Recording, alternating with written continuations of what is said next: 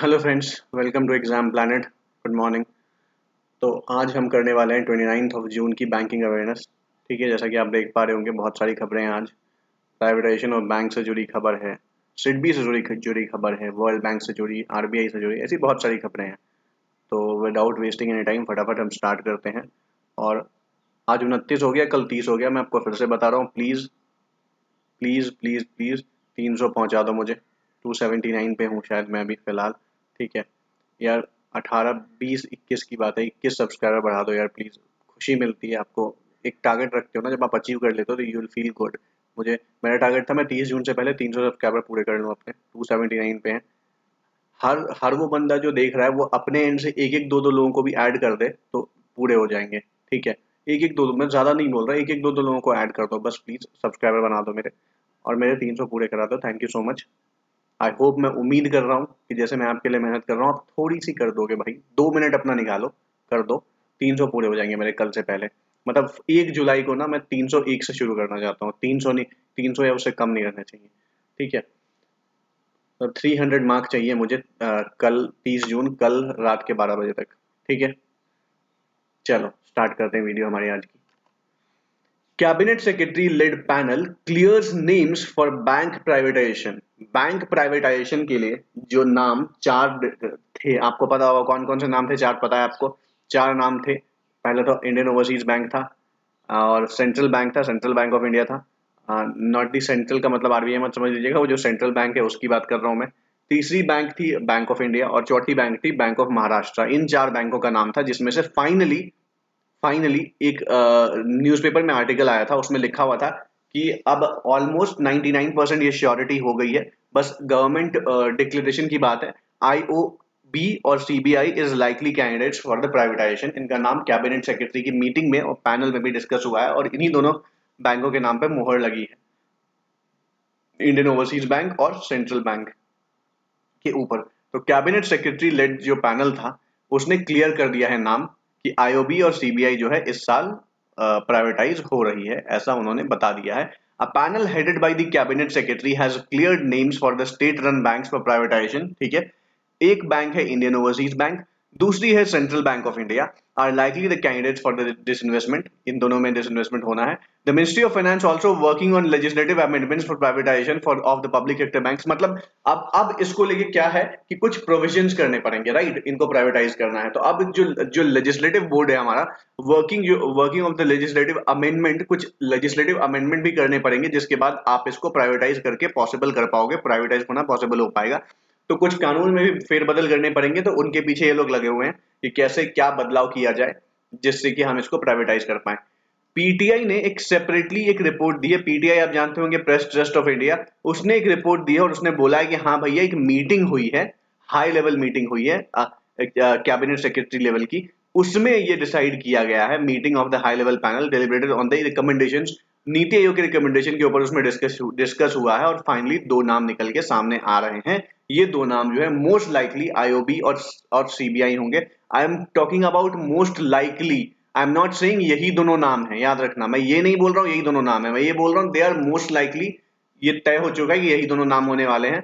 मतलब आप 99% श्योरिटी मान लो, but there is still a chance कि 1% ऐसा ना हो, राइट? बट फिर भी 99% चांसेस हैं इसके। The center has set an ambitious disinvestment target of 1.75 lakh crore for the financial year 2022। तो जो सरकार है उसने 2022 के लिए 1.75 लाख करोड़ रुपए का डिसइन्वेस्टमेंट टारगेट रखा है। इसका मतलब यह है कि सरकार जो है अपना संपत्ति बेच के 1.75 लाख करोड़ रुपए जुटाना चाहती है 2022 में। ठीक है, तो समझ में आ गई हो आपकी खबर। चलिए मूव करते हैं नेक्स्ट स्लाइड पे। 1860 crore loan approved by world bank. 1860 crore रुपए का लोन अप्रूव कर दिया है। किसने अप्रूव किया भाई? वर्ल्ड बैंक ने। किस लिए किया है? For implementation of salt programme in Andhra Pradesh. ठीक है, इंप्लीमेंटेशन करना है किसको? सॉल्ट प्रोग्राम को। कहां पे? आंध्र प्रदेश में। तो 1860 करोड़ का 1860 करोड़ लोन अप्रूव किया गया है वर्ल्ड बैंक की तरफ से। किस लिए किया गया है? ताकि हम सॉल्ट प्रोग्राम जो है वो इंप्लीमेंट कर पाए। कहां पे? आंध्र प्रदेश में। ठीक है, अब सबसे पहले सॉल्ट का फुल फॉर्म क्या है? Salt is supporting Andhra's learning transformation. Supporting Andhra's learning transformation मतलब आंध्रा की एजुकेशन व्यवस्था को ट्रांसफॉर्म करने के लिए, बेहतर बनाने के लिए, बिल्कुल मतलब तब्दील कर देने के लिए एक बेहतरी की तरफ, उसके लिए 1860 करोड़ रुपए का लोन वर्ल्ड बैंक ने अप्रूव कर दिया है, supporting Andhra's learning transformation SALT programme के लिए। तो International Bank for Reconstruction and Development, IBRD जो है, ये एक आर्म है, आप सबको पता होगा जिन्होंने पढ़ा है कि आईबीआरडी जो है एक आर्म है वर्ल्ड बैंक का, उसने लोन दिया है। an arm of World Bank has sanctioned fund to the tune of 1860 crore 1860 crore रुपए का fund and international Bank for Reconstruction and development, जो कि एक आर्म है, जो कि एक आर्म है किसका, वर्ल्ड बैंक का, उसने सैंक्शन किया है। किस लिए किया है? Supporting Andhra's learning transformation, Andhras learning transformation, Andhras learning transformation मतलब सॉल्ट प्रोग्राम को सपोर्ट करने के लिए 1860 करोड़ रुपए आईबीआरडी ने, international Bank for reconstruction development ने, जो कि एक वर्ल्ड बैंक की आर्म है, उसने दिए हैं। इसका मकसद क्या है? It is aimed at improving learning outcomes. Learning outcomes जो है वो निकल के सामने आए, मतलब अच्छे रिजल्ट सामने आए। क्वालिटी ऑफ टीचिंग प्रैक्टिसेस, जो जो शैक्षिक योग्यता है, जो टीचर्स हैं उनकी उनकी क्वालिटी सुधरे। And school management in basic education by transforming government schools, और अच्छे तरीके से स्कूल का मैनेजमेंट हो और गवर्नमेंट स्कूल को ट्रांसफॉर्म किया जाए ताकि वो बेहतरी की तरफ जाए into vibrant and competitive institutions, और सरकारी स्कूलों को ऐसे ट्रांसफॉर्म किया जाए कि वो और ज्यादा वो कॉम्पिटिटिव हो पाए और अच्छे स्कूलों से, अच्छे इंस्टीट्यूशन से उनके बच्चे कॉम्पीट कर पाए। ये इसका पूरा एम है। अब 5 ईयर प्रोग्राम, इसके लिए एक 5 साल का प्रोग्राम बनाया गया है, जिसकी जो कि 2021-22 से शुरू होगा और 26-27 में जाके खत्म होगा। इस टाइम पीरियड के अंतर्गत इनका मकसद है कि हम ऐसा कुछ अचीव कर लें जो कि बहुत माइलस्टोन हो, मतलब हमारे सरकारी स्कूल के बच्चे जो है प्राइवेट स्कूल के बच्चों को टक्कर दे पाए, तो ऐसा कुछ करने की कोशिश है इनकी। Other important initiative include curriculum reforms, curriculum reforms भी करना चाहते हैं ये। करिकुलम रिफॉर्म्स मतलब जो पैटर्न, जो बुक्स, जो किताबें स्कूलों में पढ़ाई जा रही हैं उसमें भी कुछ फेरबदल करने की जरूरत है, ताकि और बेहतर एक चीज लाई जा सके, जिससे बच्चों के मानसिक विकास को और बेहतर किया जा सके। ठीक है।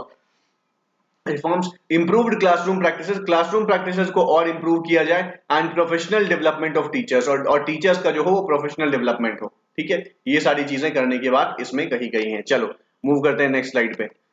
कोटक महिंद्रा ने इंट्रोड्यूस किया है पे योर कॉन्टैक्ट। बहुत ढंग से और बहुत ध्यान से याद रखना, ये इंपॉर्टेंट टर्म है, यही पूछा जाएगा।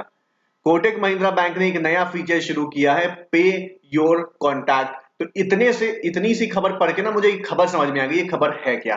आई होप आपको भी समझ में आ गई होगी। आप डिकोड कीजिए इसको कि पे योर कॉन्टैक्ट का क्या मतलब है। पे योर कॉन्टैक्ट एक फीचर शुरू किया है, किसने? कोटक महिंद्रा ने, to enable mobile based fund transfer. ठीक है, तो बेसिकली इसमें हुआ क्या होगा, जो मैंने पढ़ा है मैं बता देता हूं आपको, पर जब जैसे ही मैंने हेडलाइन पढ़ी थी मुझे समझ में आ गया था बेसिकली कि कोटक महिंद्रा बैंक ने अपने ऐप पे एक नया फीचर शुरू किया है, पे your contact.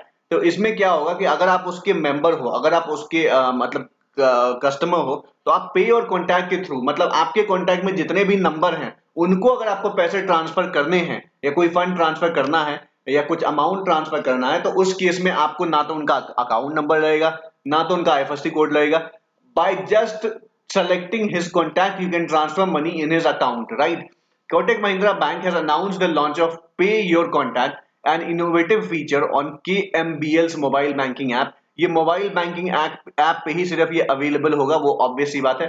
That uses the unified payment interface, जो कि यूपीआई का यूज करके ये पैसे ट्रांसफर करती है platform, and allows customers to send money or make payment to any of their contacts। वो किसी भी कॉन्टैक्ट को पैसे भेज सकते हैं जो उनके फोन में हो, अक्रॉस ऑल पेमेंट एप्स, किसी भी पेमेंट ऐप पे उनका वो क्यों ही हो। मतलब जरूरी नहीं है कि मैंने कोटक वाले में मेरे पास है तो सामने वाले के पास अगर गूगल पे है, फोन पे है, ये कोई और है, एयरटेल पेमेंट्स बैंक का है, तो उसमें ट्रांसफर नहीं होगा। इररिस्पेक्टिव ऑफ व्हाट द सामने वाला बंदा इज यूजिंग, आप ट्रांसफर कर सकते हो। ठीक है।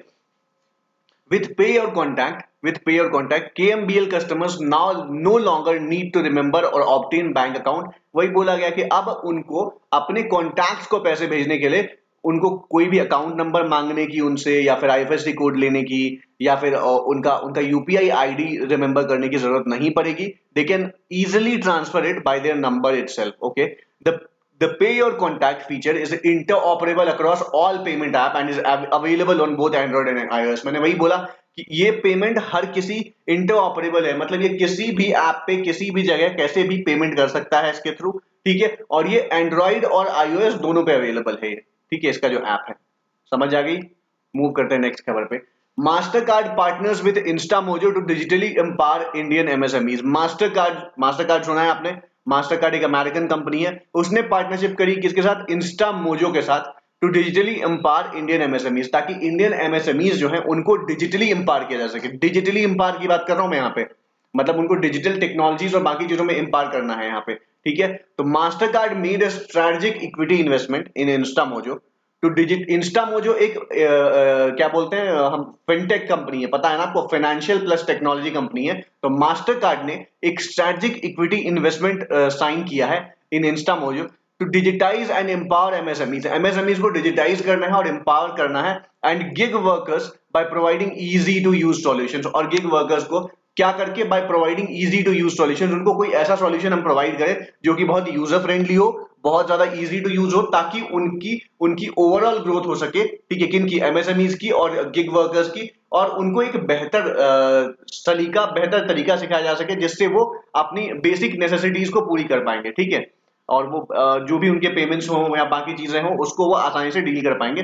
The solution will support MSMEs to get digitised by setting up online stores, ठीक है, वो उनको हेल्प करेंगे कि वो डिजिटाइज हो जाए। कैसे डिजिटाइज होंगे? तो उनको हेल्प करेंगे कि वो ऑनलाइन स्टोर सेट कर पाए that are equipped with digital payment, और उनको इक्विप किया जाएगा कि वो डिजिटल पेमेंट रिसीव कर पाए, एक्सेप्ट कर पाए, एक्सेप्टेंस कैपेबिलिटीज उनके पास बढ़ाई जाए टू रीच कस्टमर इन कोविड-19, ताकि वो ज्यादा से ज्यादा और बड़े कस्टमर्स के पास पहुंच पाए, ताकि उनकी उनकी जो सामान है उसकी सेल बढ़ सके। ऑब्वियसली बात है, अगर आप ऑनलाइन नहीं हो और आप एक छोटे से कॉर्नर में दुकान खोल के बैठे हो, तो आपके सामान की रीच वहीं तक है जो उस एरिया में रहता है या जो वहां पे आता है, right. But when you are selling your product online, your product reaches everywhere, right. And when you will give them the platform from which they can pay online, अगर आप एक प्लेटफॉर्म देते हो जहां से वो ऑनलाइन आपको पेमेंट कर सकते हैं सामान की, तो it be very good, and they can place order, right, irrespective of the I mean distances, कितनी भी दूर हो वो आपको ऑर्डर प्लेस कर सकते हैं, दे कैन पे you via online method, right. तो इसलिए ऐसा किया जा रहा है। मास्टर कार्ड ने इंस्टामोजो के साथ पार्टनरशिप करी है ताकि एमएसएमईज को इक्विप्ड बनाया जा सके। The platform will provide a fully functional online store. ये प्लेटफॉर्म जो है एक fully functional online store provide करेगा विद इनबिल्ट शिपिंग कैपेबिलिटीज, जिसमें ऑलरेडी शिपिंग कैपेबिलिटीज देंगे ये लोग, कैपेबिलिटीज, मार्केटिंग टूल्स होगा और अदर वैल्यू एडेड सर्विसेज होगा such as logistics and credit facilities, ठीक है, वो ऑलरेडी देंगे ताकि आप वहां पे ट्रेड कर पाओ। Mastercard committed 250 crore in 2020 to support small businesses in India. Mastercard ने 250 करोड़ रुपए कमिट किए हैं 2020 के अंदर, ताकि वो स्मॉल बिजनेसेस को और एमएसएमईज को सपोर्ट कर पाए इंडिया में, ठीक है। आई होप आपको समझ आई होगी। चलिए मूव करते हैं नेक्स्ट स्लाइड पे। GeM joins hand with SIDBI to revive MSMEs suffered amid pandemic. ये आपको पता होगा, बहुत सारी एमएसएमईज में बहुत झटका लगा है, बहुत सारी तो बंद हो गई हैं, बहुत सारी बंद होने के कगार पे हैं, और बहुत सारों की हालत बहुत बुरी है, राइट। तो गेम, जो कि है global alliance for mass entrepreneurship, GAME जिसका फुल फॉर्म है global alliance for mass entrepreneurship, उसने small industries development bank of India के साथ एक पार्टनरशिप करी है, जिसके तहत अब वो क्या करेंगे, ताकि वो हेल्प करेंगे किसको? Micro small and medium enterprises को। क्यों करेंगे? To meet the challenges rising out of the pandemic, ताकि वो जो चैलेंजेस, वो जो प्रॉब्लम्स उनको पैंडेमिक की वजह से आई है, उससे वो डील कर पाए, उससे वो बाहर निकल पाए, उभर पाए, ताकि वो अपने बिजनेस को, वो अपने जो भी उनका जो वर्क था उसको दोबारा से रिवाइव करें और अच्छे से एक सुचारू रूप से चला पाए, ठीक है। तो इसलिए global alliance for mass enterprises, जो कि गेम है, उसने पार्टनरशिप करी थी, सिडबी के साथ करी है, ताकि ऐसे लोगों को, ऐसे इंटरप्राइजेस को रिवाइव कराया जा सके, इनकी हेल्प की जा सके। In a statement issued on Sunday, it said that the broad theme involved in the partnership include increasing the availability of credit. इनका जो मेन मकसद है वो किन किन चीजों पे डील, किन किन चीजों पे फोकस करेंगे? पहला, कि अगर उनके पास अवेलेबिलिटी नहीं है, किसकी? क्रेडिट की, मतलब पैसों की, बिजनेस करने के लिए, तो हम पहले उसको दूर करेंगे। क्रिएटिंग कॉम्पिटिटिव ग्रुप्स, एक कॉम्पिटिटिव ग्रुप बनाएंगे ताकि उनको अच्छे से और बहुत मेहनत करके काम करने का मन करे। Reforming the legal structure for ease of doing business, हम जो है कोशिश करेंगे कि हम रिफॉर्म ला पाए लीगल स्ट्रक्चर में, ताकि उनको बिजनेस करने में आसानी हो, कोई ऐसी प्रॉब्लम ना हो, कोई मतलब जो बोलते हैं ना वो सरकारी प्रॉब्लम, जो लॉ रिलेटेड प्रॉब्लम जो होती है वो ना आए। ठीक है, अगर वैसी प्रॉब्लम आती है तो फिर ये लोग वैसे ही भाग जाएंगे छोड़ के। ठीक है, और ऐसी बहुत सारी प्रॉब्लम्स जिनसे ये डील करेंगे और उनको बचाएंगे, छोटे बिजनेसमैन को और एमएसएमईज को, ताकि वो अपने बिजनेस को अच्छे से कर पाए। Both the organisation have committed that 25% of the end, ये सबसे इंपॉर्टेंट खबर है, सबसे इंपॉर्टेंट लाइन है इस पूरे स्लाइड की, कि इन्होंने, दोनों ऑर्गेनाइजेशन ने जिन्होंने आपस में सहयोग किया, आपस में एमओयू साइन किया है, उसके तहत एक मुद्दा दोनों ने बराबर रखा है कि हम जितने भी लोगों को मदद करेंगे उसमें से 25% महिलाएं एंटरप्रेन्योर्स होंगी, ये बात तय है। ठीक है, तो जितने भी लोगों को हम मदद करेंगे, इन दोनों ने बोला है, उसमें से 25% जो होंगी वो महिलाएं व्यापारी होंगी, महिलाएं एंटरप्रेन्योर होंगी, महिलाएं बिजनेसमैन होंगी जिनकी हम मदद करेंगे। Let's move to the next slide. And this is the quick news segment. Last slide. RBI extends restriction on PMC Bank till December 31.